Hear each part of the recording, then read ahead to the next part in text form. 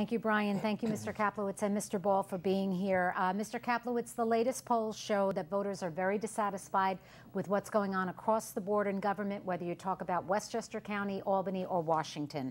Both you and Mr. Ball are incumbent lawmakers. You've spent years on the county board. He's served in the assembly. Yet property taxes in Westchester County, again, for the third time in a row, the highest they are in the nation.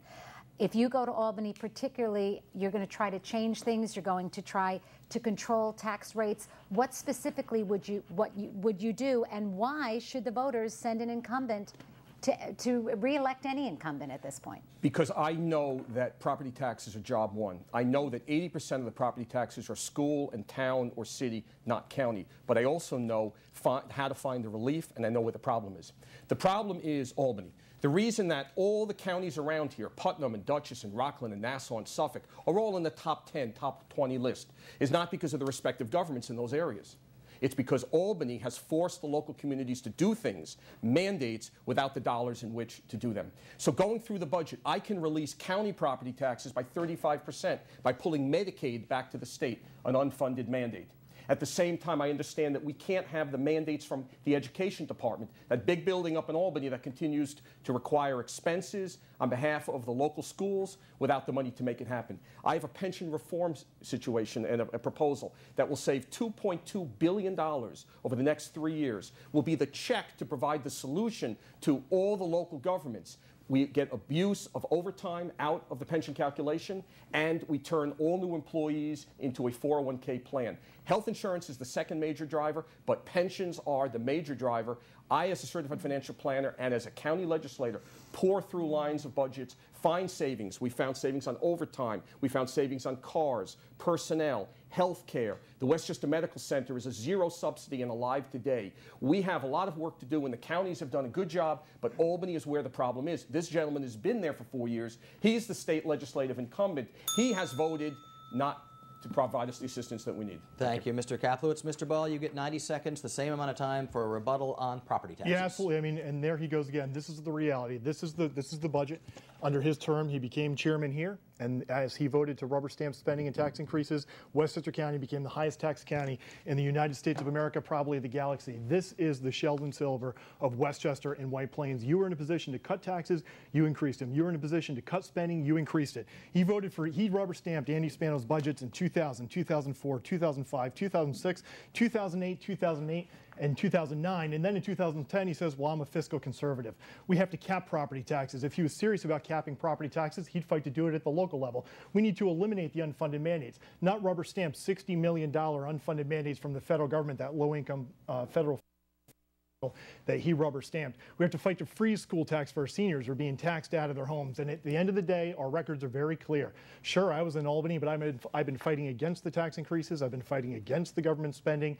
And each and every year, this gentleman, who now says he's a fiscal conservative, increased spending in White Plains, in Westchester County, by over $1 billion.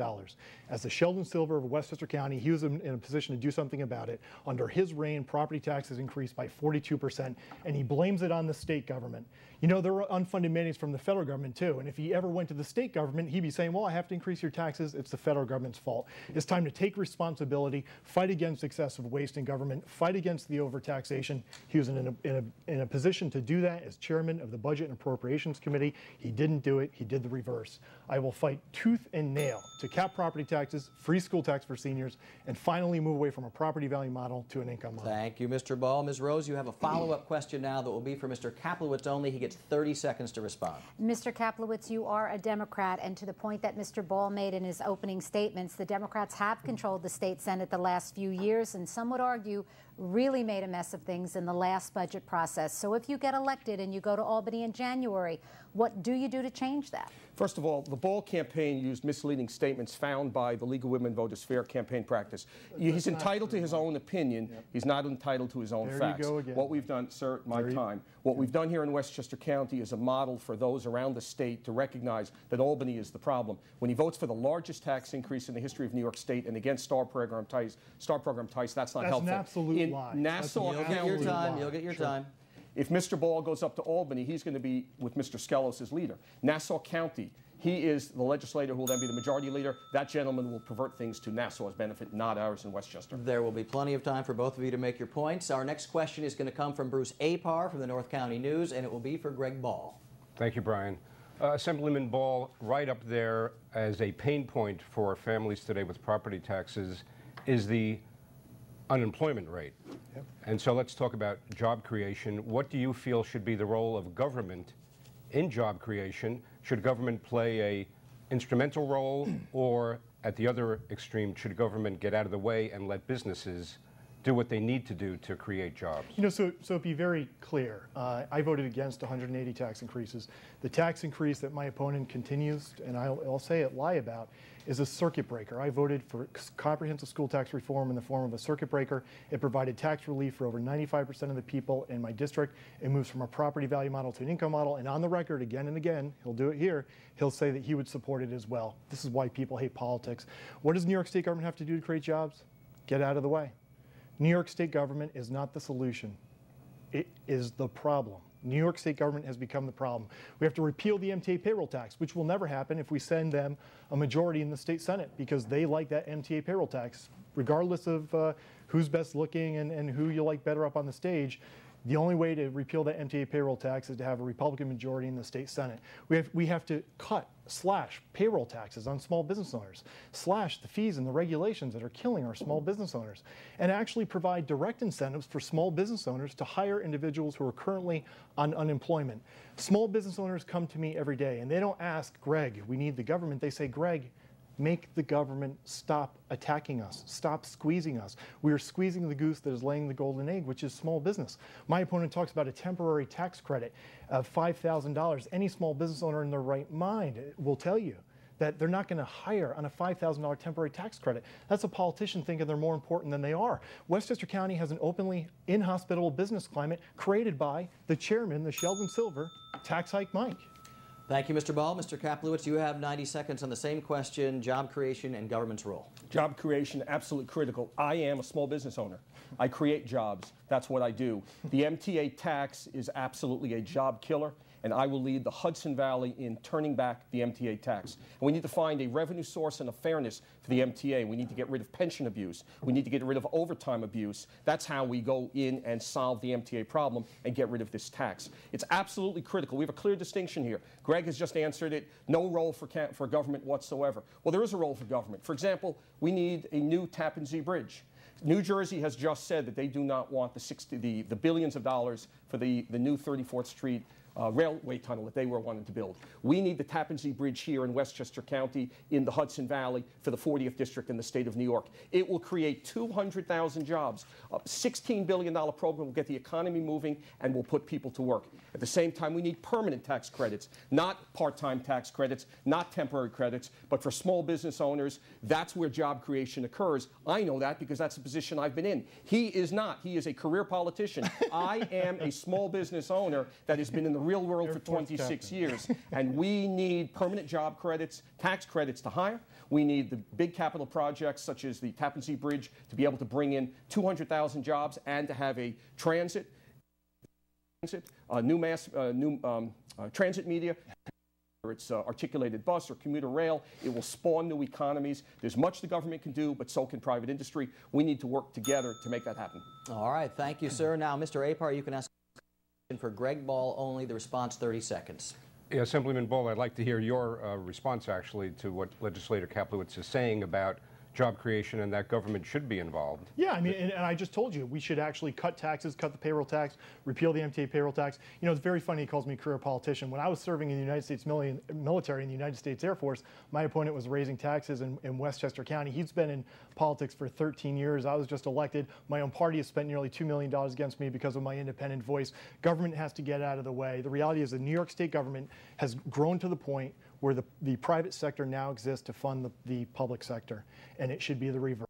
We've got to pull back government spending. We have to pull back the amount of money spent by the government and really begin to embrace small business owners that are the bedrock of our community. Thank you, sir. We want to go to our third panelist now, Karen McBride from the Westchester County Business Journal and HV Biz. Your first question goes to Mike Kaplowitz. Thank you, Brian. Westchester, we talked before about the Hudson Valley. It's home to some of the highest tax counties in the state. Westchester County, in fact, is the highest tax county in the nation. The #1 complaint I hear from business people all the time is the high cost of living and doing business here in the county. So the private sector is calling for a change in the way the county government works, the public sector operates. They're looking for a more streamlined, affordable, and more accountable state government. New York State has thousands of taxing entities where most states only have about 200. There have been studies on this about consolidating government. So, Mr. Kaplowitz, as chairman of the County Legislators Committee on Government Operations, Efficiency, and Savings, you no doubt have some insight here. You mentioned cost cutting before. Could you please tell me, sir, specifically what steps you will take to streamline local government and reduce this burden on businesses and taxpayers? Well, it's two things. One, the state has to get its act together, and then at the same time we have the resources then to help the locals. The state has about a $9 to $12 billion structural deficit. So they need to get a handle on pensions, which can save hundreds of millions of dollars. There needs to be a hiring freeze. You could save about $600 to $800 million a year just not replacing the approximate 6% of the people that leave state government each and every year. We need to get rid of the use of consultants. We spend about $2.6 billion a year at the state level on consultants for the various departments. The education department hired a consultant for $100,000 that came in and put a pre-K program together when for a couple of tuna fish sandwiches and a Diet Coke, kindergarten teachers would have been able to come up with a pre-K program. We could save between $260 and $480 million there. And getting overtime out as an abuse and moving new employees to a new 401k type will get the state in shape. In terms of the locals, we absolutely need consolidation. The Attorney General's law that passed did not, for example, allow school districts to consolidate. And I think that we need to expand that law to allow voters to referendum if they choose on that. My opponent came helicoptering into the village of Brewster and said, we're going to abolish the village of Brewster. The mayor of Brewster called him a big hot bag of wind because he didn't work with the locals and didn't tell him that he was coming in to make that announcement that Brewster should be rid of. We need to work from the bottoms up, as Ossining has done, some other communities are looking to do, encourage consolidation. We have over 10,000 taxing entities in the state of New York. That's far too many, and people are paying taxing entities. Thank you, Mr. Kaplowitz. Greg Ball, your take on streamlining local government consolidation. Sure, a big hot bag of wind. That's the same Brewster mayor. Yes, we should move forward consolidation. I'm going to actively and proactively work as a leader to do that. And tell you what, when you start talking about cutting people's jobs in government, you're going to create enemies. In me, you have a leader who's willing to stand up and take the fight. And by the way, that Brewster mayor who called me a big bag, whatever tax hike Mike said, that's the same guy that the week before the feds came in and realized that they were selling illegal identification to illegal aliens. So not exactly a stunning endorsement for my opponent. You know, he made a comment a little while ago and said, well, we got to find a new revenue source for the MTA. You know what a new revenue source means in government? A tax increase. Tax hike Mike is running as a fiscal conservative. 2 weeks ago, he introduced a mortgage tax in this horrible economy. Last week, he introduced a garbage tax on Yorktown, on Peekskill, and on Cortland. You know, he says he's a fiscal conservative. Most people wait until after the election to break their campaign promises. The most important thing we can do up in Albany is, yes, have a real hiring freeze, end the legislative perks, cut legislative staff, have real Medicaid reform to bring our per capita spending down, and simply freeze spending through a taxpayer bill of rights to get spending in line. The state legislature, they say they spend like drunken sailors. A lot of my good friends are sailors. They spend their own money. The only way to get spending in line is pass a taxpayer bill of rights and cap state spending. If he was a true fiscal conservative, Mike, you would have introduced a state spending cap, but a county spending cap at the county level. He never did it, just like he never introduced a tax cap at the county level. We've got to get serious. This goes beyond November 2nd. Thank you, Mr. Ball. Ms. McBride, you have a follow-up from Mike Kaplowitz, only 30 seconds to respond. Yes, Mr. Kaplowitz, do you favor the Cuomo plan that lets municipalities vote on consolidation, have referendums on consolidation plans, or do you agree with critics that there's a defect in that plan because you're voting on something before you actually know what the plan is going to be? There's some small modification needed, but I absolutely support that. But I want to go back to the last question, which I'm still waiting. We're all still waiting for an answer on actual budget consolidation, on actual budget facts. The man doesn't have any. The man doesn't sit on the finance committee. The man does not have the experience to go through budgets like I do. We have, in this entire long campaign, it's been a long campaign, not once has come out with a single budgetary item as I listed before. To get this done, people don't need someone who's slick and someone who speaks well. What they need, someone with a toolbox to go up to Albany to come up with the solutions. I have those solutions. Gentlemen, thank you very much.